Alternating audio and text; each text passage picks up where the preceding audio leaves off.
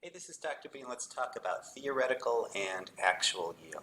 The theoretical yield for a chemical reaction is the maximum amount you can get. Think of that like a perfect score on a test.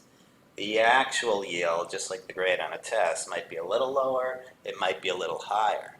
One difference is that if your actual yield, when you're doing a chemical reaction, once things are done, is greater than 100%, that's not like extra credit. That's actually a bad thing. Typically, it means that your product is still a little bit wet and it appears to be too much.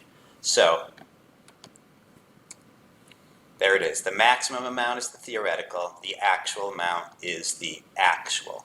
Now, actual over theoretical times 100 will give you the percent, but I don't recommend you teach it that way. If I'm a student, I wouldn't recommend memorizing that way. Just remember it's like the grade on a test. You know, when I hand back tests, a student might get a 76 out of 82. I don't have to give them the formula in order for them to calculate what their score is. That would be their actual yield, right?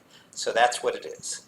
100% yield and typically less. Now that could be more, so make a note. There's the formula, but it's just like a grade on a test. Let's do an example. We should be good to go. The theoretical yield of carbon dioxide for the combustion of 50 grams of butane with excess oxygen is, we need to calculate that for that three-step gram-to-gram conversion.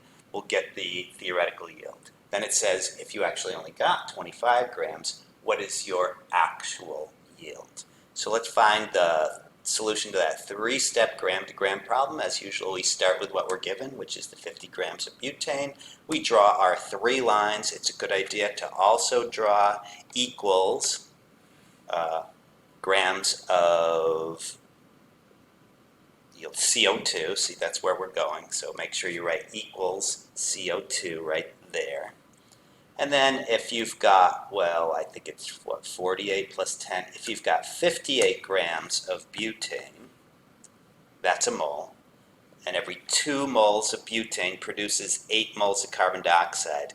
Now, please just trust me on that. If you write down the balanced chemical equation, you should see that 2 to 8 ratio. I don't feel like going through the whole process there, but you just write the mole ratio there, and each mole of carbon dioxide has a mass of 44 grams. Therefore, the theoretical yield for this chemical reaction is, there it is, 151.5 grams of CO2. That's bad for our actual yield because this guy or woman only got 25 grams for their reaction. That's a horrible yield, right? They are 25 out of a possible 151.5. That is a 16.5%. This is theoretical and actual yield.